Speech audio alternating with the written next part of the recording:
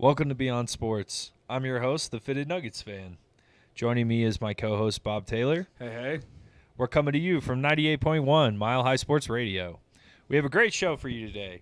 We're going to be discussing the Nuggets over the last week, placing a historic player on our all-time Nuggets list, and ranking different Eastern Conference teams by their tiers. So first up, we are going to be discussing Nuggets now. So 3 games over this past week, Bob. Kind of give us a breakdown of how it's looked. Well, we started off the week slow. We played the Jazz, lost. Not a good game, came out flat. But we came out against the Pelicans, who's a pretty decent team, especially when they want to be, and we demolished them. I mean, there was nothing that they could do the whole night. They ended up only winning by 13, but it was more of like a 20-point win. Should have been around that. And then they got a really nice win over the Pacers on Sunday night. So that was another good one. Yeah. The Nuggets, they seem to continuously string together wins as a whole. We're not losing often, which is good, but we haven't really been on any big win streaks this year. And, I wouldn't necessarily peg it as a concern, but we are losing some of these games that I definitely think we can win, especially looking at the Jazz game. One of the ones that stand out for me, at least. Yeah, I mean, it was a bad game just all around. They came out flat. I mean, that happens, and that's fine, and I think they have not earned the ability to do so, but, I'm not really going to hold it against them. They came out against a bad team, and they just played bad and didn't win, and that's fine. But MPJ had a terrible game that game. I think he only had 8 points, something like that.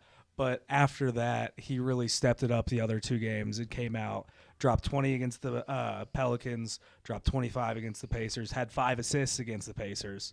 So, I mean, he really had a good week after the first couple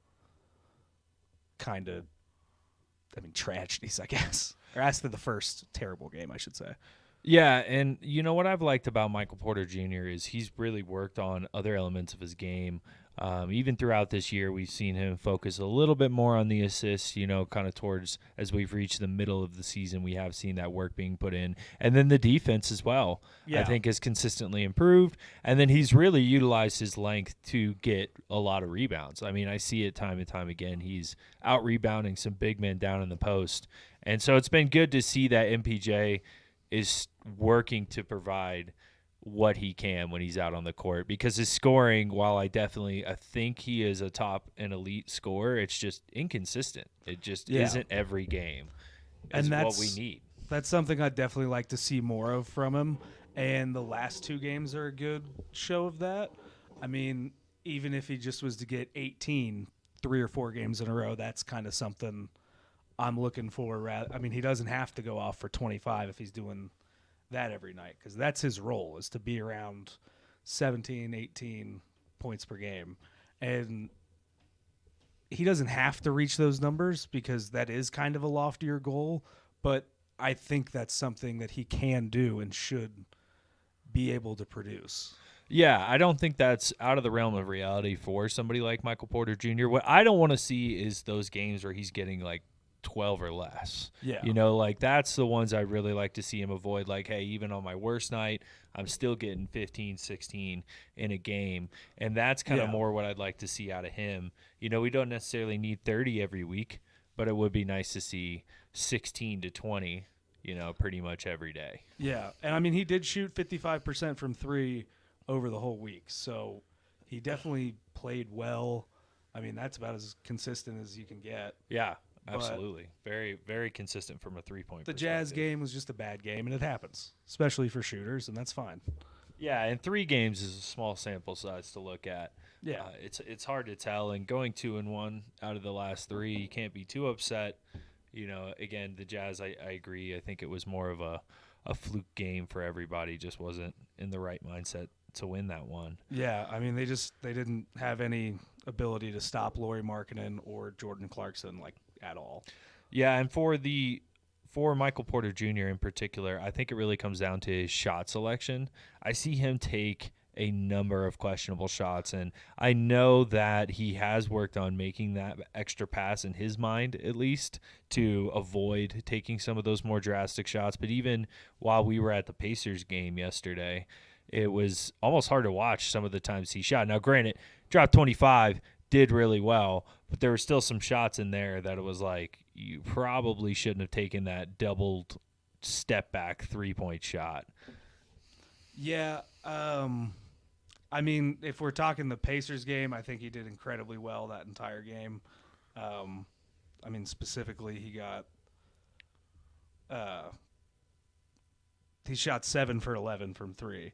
I mean, there were definitely a couple where he's taken a step back on 2 people, but I think he needs that to be able to go 7 from 11 from 3.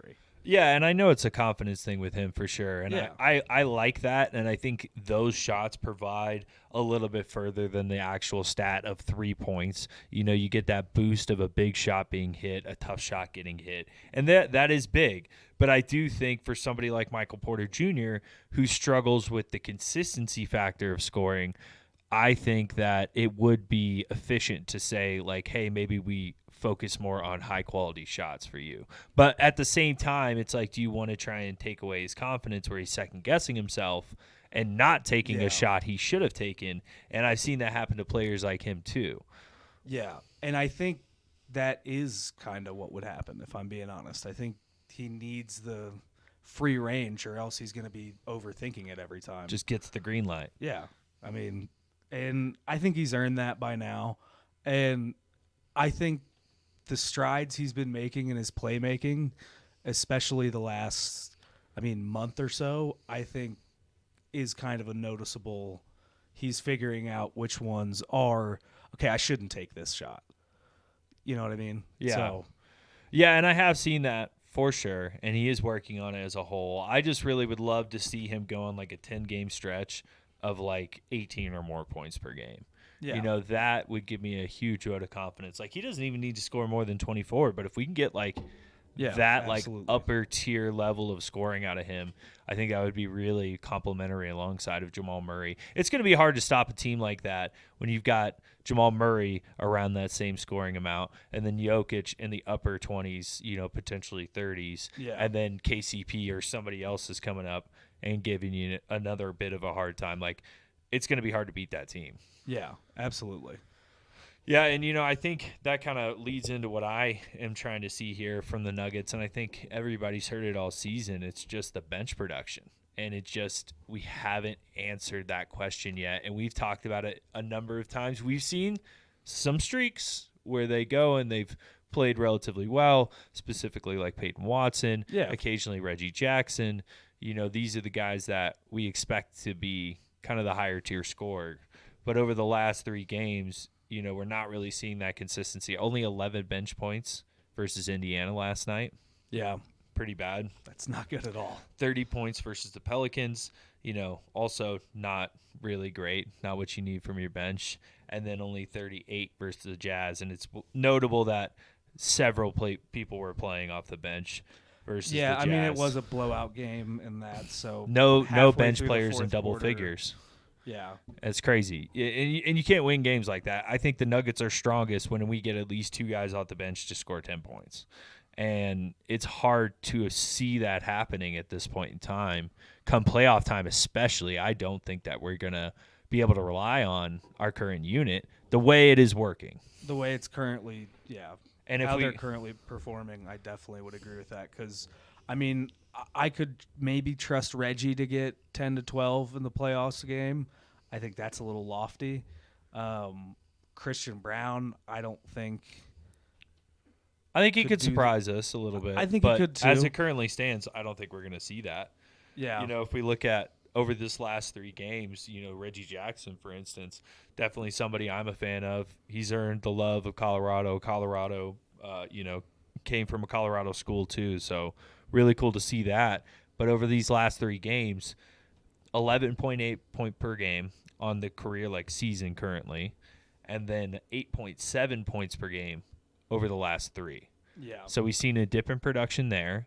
Christian Brown, 7.8 points per game on the season. only 3.7 points per game over the last 3. Yeah. And Peyton Watson also only 3.7 over the last 3. Now, it's awesome because the Nuggets have managed to win 2 out of the last 3. But overall, that's really tough when your top 3 bench guys combined aren't even scoring 20. Yeah. I don't know how we're going to be able to get deep in any playoff situation, let alone the finals, if we can't rely on a few of our bench unit guys. Just going to have to hope Jokic, Murray, and MPJ are very rested. Yeah, and, I think there is talent in this bench unit for sure. I think that we definitely have what it takes to go the distance as far as overall quality of the bench. But they have not figured things out, and like Zeke Naji hasn't really worked out the way we continuously have hoped. I feel like every year we get this mindset that Zeke's gonna, all right, this is his year, and we're not even seeing him play. And we gave him the contract for it, and he is not living up to it.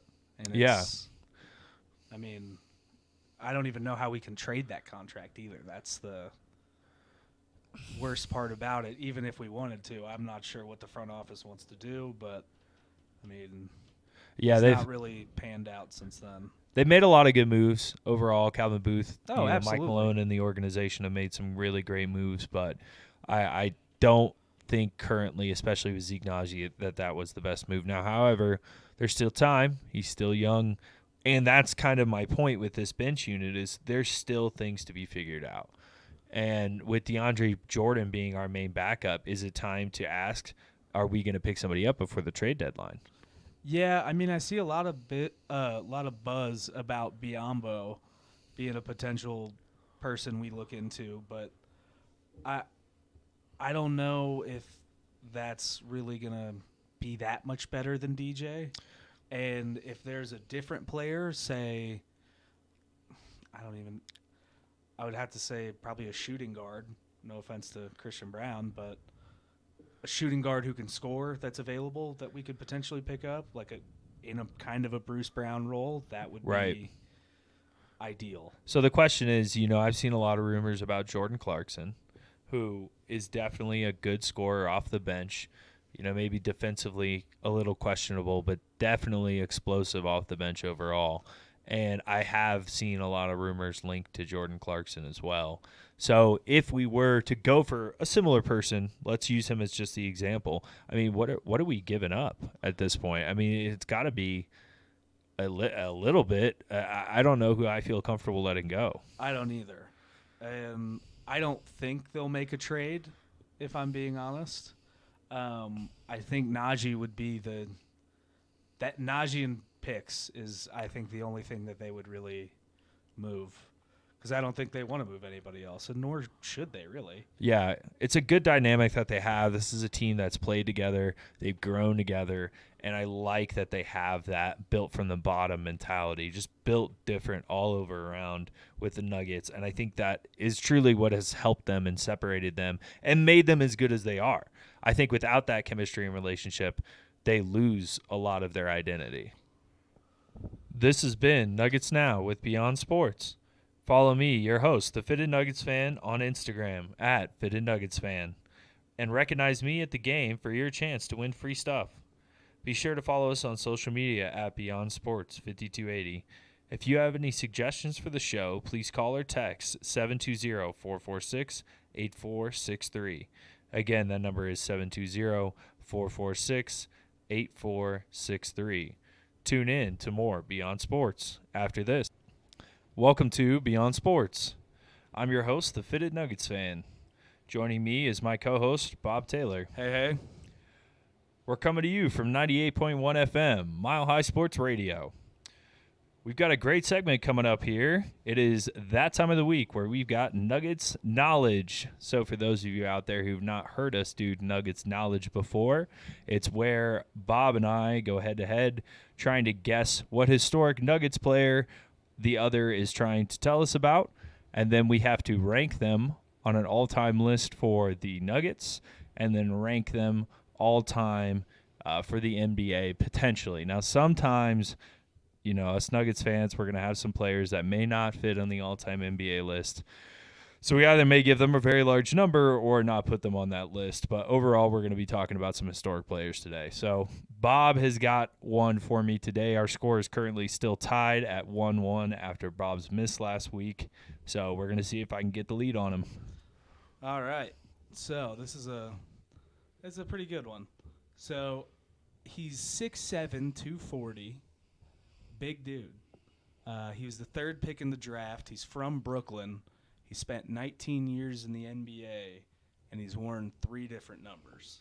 That's just a little bit of a background. I'm not going to say too much stuff yet. So solid guy. Yeah. Tough. Big dude. Big dude. Won a scoring title at one point. He's scored 50 points in a game, and he was 6 times awarded the Player of the Month. So, wow, he's a damn good player. 6-time All-NBA is impressive. Yeah.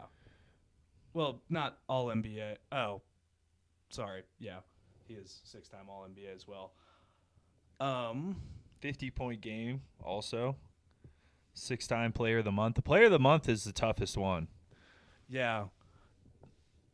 I would say the scoring title is by far the toughest one, but no, I just mean like out of your in-season awards, you've got Player of the Week. Player of the Month is tough, especially in a Western Conference. He was also a 2 or 3-time Rookie of the Month. I can't remember which one it was.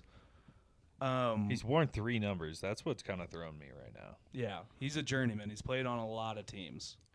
Oh, okay. Interesting. So he's 5th in total minutes per game with 36.4 on the all-time Nuggets list. Oh, okay. Well. So per game stats. Yeah. Okay. He's 4th in points per game with 24.8. Wow. Yeah. He's 6th in player efficiency rating with 20.2, and he's 1st in usage with 31.2%. Interesting. The usage part is very interesting. Yeah. He's 3rd in total free throws. He's 3rd in total field goals missed, and he's 3rd in field goal attempts. So that speaks to his usage, it seems like. Yeah, absolutely. Yeah, definitely getting the ball a lot. And he's also 7th in total games with 564 games played with the Denver Nuggets. So he spent a good amount of time with the Nuggets then, like about 7 seasons, if I'm getting that right, if there's not too many injuries. I think around that, yeah.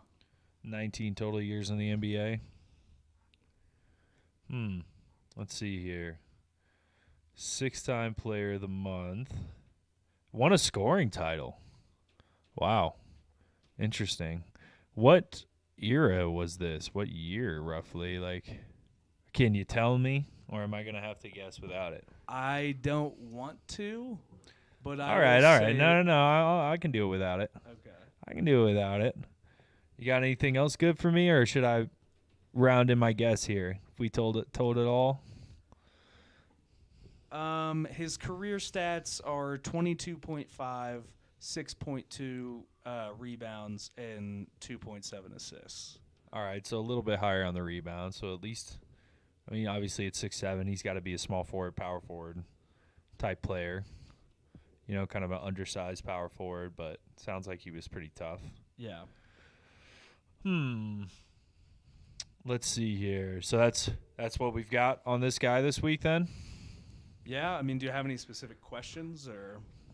No, it sounds like we covered everything. I'm just trying to make sure, there's nothing else in particular here. So, based on everything that you've told me, I've actually met this guy before, took a picture with him on opening day, and for those of you who got to go to the Starry activation that they had out front, that was pretty cool. Mr. Marcus Camby was out front there. You would be wrong. That is Mr. Carmelo Anthony. Carmelo Anthony. Wow. I had to pick the controversial. The scoring title should have given it me. But, honestly, I thought that at the end of the day it was going to be Marcus. Those stats. It's kind of interesting when you see the stats separated from the player, because when you break it down like that, Melo had a pretty like average star level career with the Nuggets. You know, I wouldn't say he was this superstar that he Took him was to sought the out Western to be. Conference Finals. Yeah, with Won a some scoring help. title. Yeah, with a scoring title, yeah, but 22.5 points per game over his career stats. I mean, that's not like quite what I always remember from him. Yeah, I didn't realize he was 240. That was Yeah. something that shocked me. A little I knew bigger. he was tall. I thought he was taller than 6'7". I kind of did Honestly, too. I thought he was like that was 6'8", another 6'9". reason why I didn't guess him, because I guess Marcus Camby's 6'11". I should have thought about that. Yeah, I didn't want to. I was blinded. I thought it was Marcus Camby out of the gate, and I just got tunnel vision. I didn't want to tell you the era because I felt like if I would have been like he was drafted in 2003, you would have gotten that right away. Yeah. I mean, that's one of the most famous draft classes of all time, and he's the third pick. Yeah, I'm disappointed that I didn't get this one right, because Carmelo did cross my mind, and with all the controversy surrounding him, you know, with him and the jersey issue, with how the Joker responded as well. You know, I was just a little disappointed in Melo, and I guess we can't really be surprised. This is how Melo's been his whole career. Yeah, I mean that's how he's kind of. He always wanted to be in New York. And that's fine, but I don't really agree with how he's trying to act like the Nuggets gave a second-round pick from Europe his number on purpose because they knew he was going to be a generational talent. Like, that's a little much. Plus, he wasn't even the first player to wear 15 after Melo left. Yeah. So, and after Melo's time, too, I mean, obviously before Joker, it was hard to think of anybody else with the Nuggets. Obviously, we have Alex English, but Carmelo Anthony, you know, really made his name on the Nuggets. And he was a big part of this organization when he was here, obviously. So yeah. it's really hard to see that separation and what it's done for the city. I know a lot of diehard Denver fans who have been born and raised here who were really upset about how Carmelo left the organization. And then from my perspective, even, especially during the finals, Melo didn't come to one game, one single finals game, and they're in the finals for the first time ever. I was definitely very bummed to see that because I thought, I don't know, I don't understand why he just won't bury the hatchet. Because it seems like it's personal for him, and I don't think it really is for at least the fan. I mean, the fan base, it's definitely not. I mean, we want him to accept us, I guess. Like, accept the fact that we still recognize him as one of our greats. Yeah. And he just doesn't. A lot of the fans love Melo. We really do. Yeah, I still do. I mean, he was awesome, and it was really fun watching him play in Denver, but the way he is treated and acted towards the organization is just inexcusable, and it really taints that amazing time frame when he was with the team. Yeah. And it hurts, too, because we're talking about him right now, and he's top 5 player of the organization, no doubt. Yeah, that's what I was going to say was who could we possibly put? I mean, obviously Jokic, Alex English. I mean, do we put him above Jamal? I personally wouldn't. Say because of Jamal's more roundedness. Like, Carmelo could score. That was kind of it. I mean, realistically speaking. Like, he gets some boards, too, but he wasn't like a crazy rebound getter at only 6.2 per game. Murray can really dish out assists, and we saw that big time in the finals. I mean, when Murray gets a finals record in assists with somebody like Magic Johnson, I mean, that's pretty incredible. Yeah. And that's what I personally think gives Murray the step above Melo, whereas Murray doesn't necessarily have the stats. Murray has 10 times the heart Melo ever had. And I will stand by that all day, unfortunately. Like, well, I like Melo, but Murray is like ride or die. I don't think that's a real argument there. I would probably lean Murray too, especially for how he performed in the last year's playoffs and finals. So we got Jokic, English, Murray. I mean, who else would we put above Melo? I think I'd probably put Melo. We put David Thompson at 5, I think. Yeah. And I could put Melo at 4, 6. He's right in there. I would put him at 5 if we didn't already do it to Thompson. I think we should put him. Yeah, I do think 75 probably would have been better for Melo. It's a good number for you, Melo. Maybe you should adopt that. Yeah. 15 looks a little bit better on the Joker, buddy. I'm sorry. We could have him on the show, though. Let's get Melo on the show. He Yeah, can if bear you the wanna- hatchet. If you Melo, want to come on, if you're out there and you're feel listening, free. And we know that you are. yeah, just come on out. We'll talk it out. Maybe get Mike Malone out here. We'll see. We'll have a little party. It'd be fun. So I would put him at. I think we should put him at 6. Yeah, I think that's conservative. You know, even putting David Thompson a little bit ahead of him is a little bit wrong. I think it does. You have to take into consideration the taintedness that he has with this organization, and I think it affects his all-time ranking. You know, I think that does play a factor when it comes down to just where we place him. You know, I feel like the organization currently feels better with David Thompson than they do Carmelo Anthony, and I think 6 is an appropriate spot for him, especially after this whole Jokic outburst that he's decided to create out of nowhere. Yeah. Well, let's talk about this. He was a part of the NBA's top 75 list, and he was at 63. So, do you agree with that? I mean, would you put him higher? Would you put him lower? He only made one Western Conference Finals, but I think that holds a lot against him, and then his game really, defensively, he was a huge liability. And I just don't – I can't believe he got into the NBA 75, if I'm being completely honest.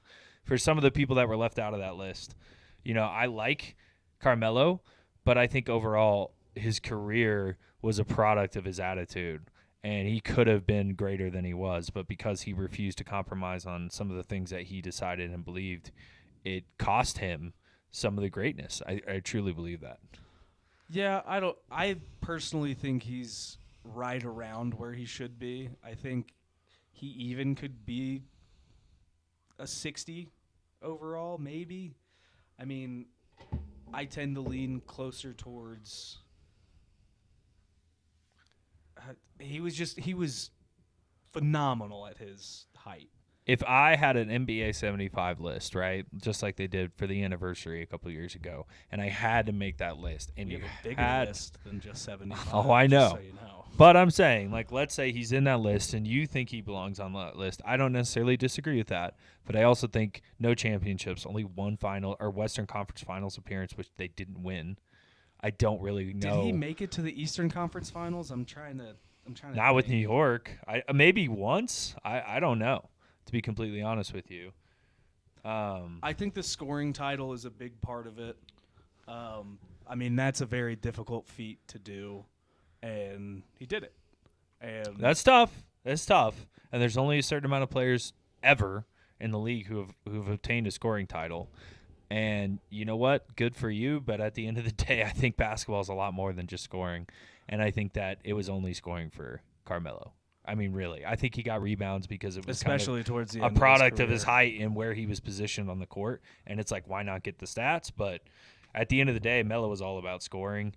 And basketball is just so much more than that when we're talking about all-time greatness. That video of him laying down on the court when the game just continued on and he was just laying on his back was it just was like a full possession on the other side and he's just laying there. Still one of the funniest videos I've ever seen. Yeah. You know, I still have a soft spot for Melo. You know, even with all this stuff going on, I'd probably put him at 75. If you got to give me a list, like I was saying, and I got to put him on that list at 75, I'd put him at 75. This has been Nuggets Knowledge with Beyond Sports. Be sure to follow us on social media at Beyond Sports 5280. If you have any ideas, trivia suggestions, or anything you'd like to talk about for the show, please call in at 720-446-8463. Again, that number is 720-446-8463. We're ranking Eastern Conference teams into tiers. Coming up next. All right, welcome back to Beyond Sports. I'm your host, Bob Taylor. Joining me is my co-host, the Fitted Nuggets fan. What's up, Nuggets Nation? We're coming to you from 98.1 FM, Mile High Sports Radio. Up next, we're going to be doing an Eastern Conference tier list. So we've got the Pistons squared away, then they're bottom tier. Yeah. There's no question. Absolutely. They define that. We can even just create a new little column right there, Yeah. and we'll put the Pistons for. I feel so bad for Cade, too, because he's trying. He really is, but They've got some talent. They'll figure it out. yeah. But on to the next one. All right, so let's go for a kind of a run-of-the-mill East team. Not run-of-the-mill, but New York Knicks. I think B's a pretty good for right now. I think they could get somebody maybe in the buyout market, but as of right now, nah. All right, let's go next. Washington Wizards. The Wizards are an embarrassment, personally. I think that they have not figured anything out in any of their trades with any of the moves they've made. Yeah. They've really stayed at the bottom level, and I just don't really see a vision or really anything happening with the Wizards at the moment. They've got really nothing going on. Milwaukee Bucks. Well, Milwaukee Buck is an unquestioned contender this year. Dame, they're still getting him figured out. He's, starting to mesh with that team better, and Giannis obviously poses a huge threat. Well-rounded overall team. Yeah. They're an S tier. I definitely agree, and they're second in the East right now, and they're doing incredibly well against every team that's not the Indiana They Pacers. could be better. They could be better. They and definitely that's could the be scary better. part.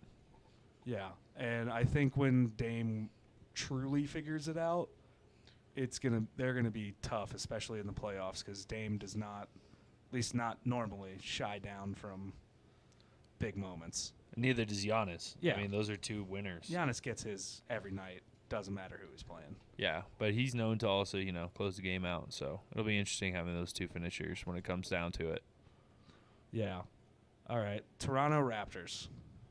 Man, the Raptors are tough. I like the Raptors, but I'd probably place them in a C tier right now. Yeah. They got Pascal Siakam. Great. So let's talk about the team that's most linked to Siakam in trades with the Pacers. I love the Pacers. I do think that they are a star player away from being an actual contender threat. I think right now that they are figuring out things really well. Turner's playing the best ball of his career. We're seeing even Obi Toppin play well. I mean, everybody on that team, you got 8 people any given night scoring in double figures, sometimes all at once. And they're doing it right now without Halliburton on the court. And when he comes back, I mean, that's a scary team. Yeah, it's definitely. 9 they're the out best of the last offense. 11. That's not Yeah. bad. They have the best offense in the league. They're the fastest team in the league, like one of the fastest teams in the league. Nobody wants to really see them like in a 7-game series, but I don't know if they have that experience to really get through a 7-game series. So I kind of think that they're around the same area as the Knicks. I'd put them in an A tier. I think they got a lot more going on than the Knicks personally. I think the Pacers are a more well-rounded team. They've got their right guys in the right place, if that makes sense. And the Knicks, I don't think the Knicks have figured out their team quite as well as the Pacers have. I would agree with that. And their win streak, well, I guess it just ended, but their previous win streak, especially with Halliburton being out, was huge. Impressive. Yeah. Well-coached team. They're playing good basketball right now, and they're a much bigger threat to me. As if I'm a team, I'm scared of the Pacers. I'm not scared of the Knicks. I agree, but I think the outcome will be the same. I think we may have went too low for the Knicks. I think we should move them up to A. I can't justify that personally. All right. Next up, Cleveland Cavaliers. Yeah, the Cavs, I don't really have much to say on the Cavs. I mean, why don't you take this one? The Cavs are a tough one for me. Yeah. They're in 4th in the East right now. They're good, but they're not great. The way that they're trending, I don't even know if they're going to be keeping Donovan Mitchell by the end of going into free agency next season. I don't think he'll still be a Cav if they don't make some changes, because they should be way better than they are. I think I think Jared Allen, Donovan Mitchell, Karis LeVert coming off the bench. I believe, is he still on that team? Yeah. Um, Evan Mobley, Evan Mobley, for sure. He's Jared a Allen. monster. I already mentioned him. Oh, I'm trying to think of the point guard, and it's killing me that I can't. Darius Garland. yeah. It's It's a good team. It's got some good players. I'd probably put them in like a B plus. I think. They got talent. They're fourth in the East right now on a 4-game win streak, 7-3 out of their last 10. I think that definitely justifies like an A minus, B plus. I'd put them in an A category. If we're gonna put the Pacers in an A, you kind of have to put the Cavs in the A for the same reason. I can live with that. So what about the Heat? Yeah, for the Heat, I think that they are also an A team. I would agree. We saw that last year in the finals run that they made. I believe they were a 6th seed last year that made it all the way, which is pretty impressive. They were an 8th seed last year. Oh, wow, even more impressive. That's right. No, I think they were because they made the play-in.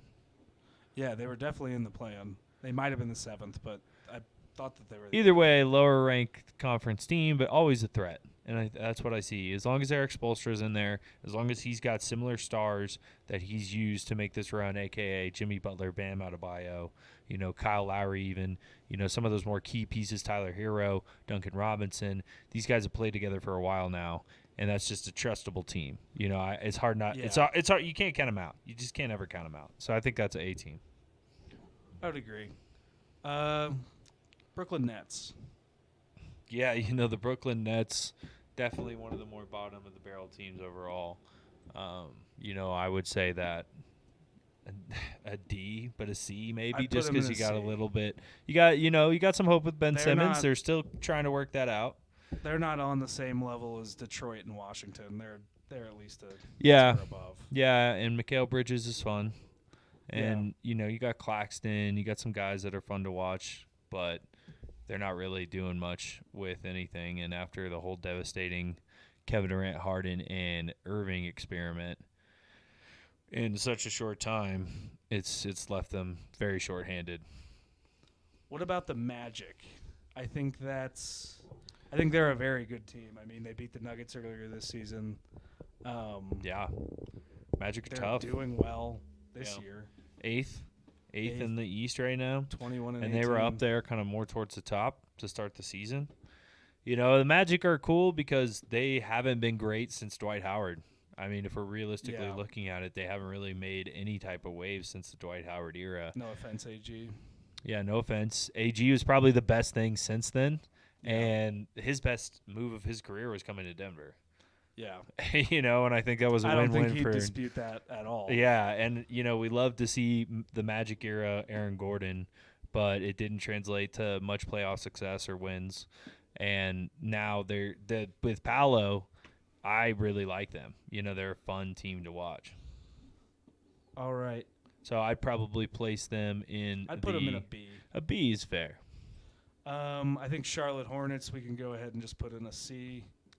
Feel like that's D. a, Well, they C got now that LaMelo's LaMelo. back. Yeah, LaMelo's back. You get a C for that. Yeah. You get a C for LaMelo right off the bat. Because it's the Hornets and then LaMelo. That's why we're even talking about the Hornets. the Hawks, I think I'd like to put them at a B, but the way that they've been playing, I think we have to put them at a C. They're 11th in the East. That's Yeah. no excuse. That's definitely, and that's kind of the issue. And I think what we're seeing is the DeJounte Murray experiment with them and Trae Young. And, personally, when I saw that trade happen, I didn't think it was going to work out. Yeah, I was Two similar pretty style confused about players, that. I get that. DeJounte Murray's taller. Well, they're not very similar outside of the fact that they both need the ball in their hands. But, yeah, I was very confused why they made that trade. So they're I'd going to put have him to at a figure that C. out now. Yeah, they got to trade to DeJounte Murray out of that organization at this point. Bulls, I think. I think that era that we're watching of the Bulls is over. I think that what we're seeing is Zach LaVine, DeMar DeRozan, and Vucevic is just not going to work out. Yeah, and they're looking to trade Zach LaVine, especially by the trade deadline this year.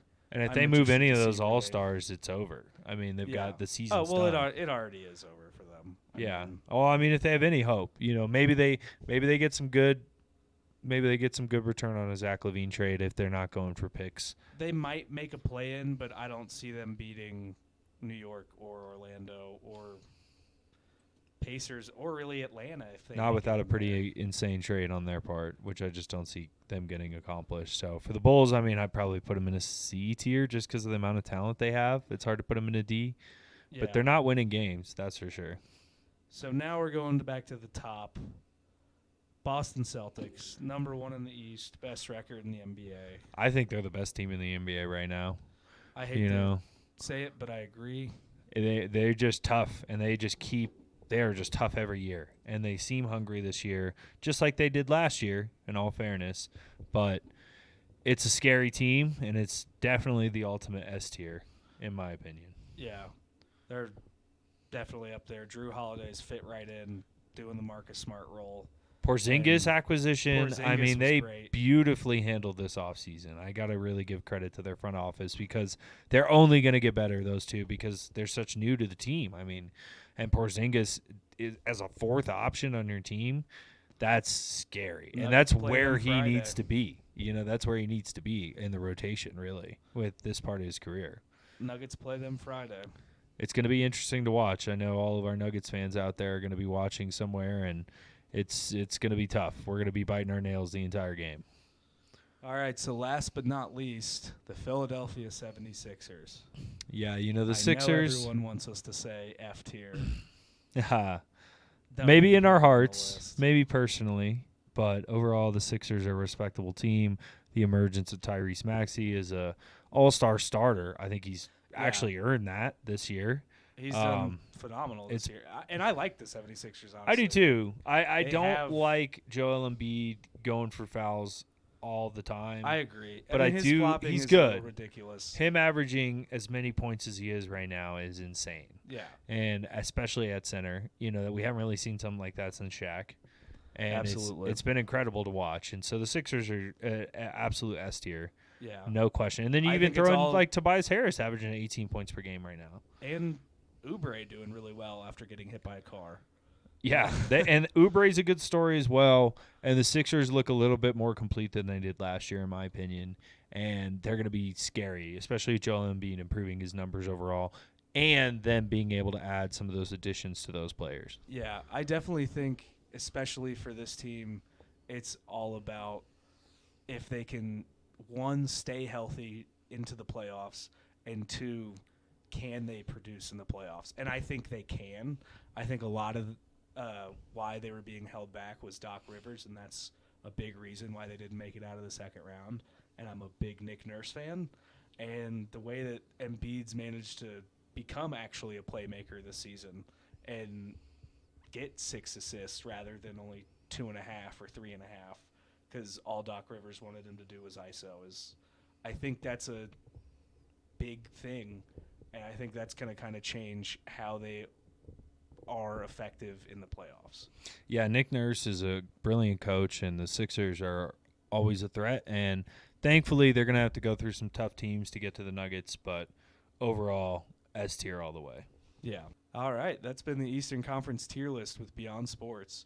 Be sure to follow us on social media at Beyond Sports 5280. If you have any suggestions for the show, please call or text 720-446-8463. Again, that number is 720-446-8463. That's all for us this week, so be sure to tune into us next week at 6 p.m. Mountain Time on Monday for another great episode of Beyond Sports.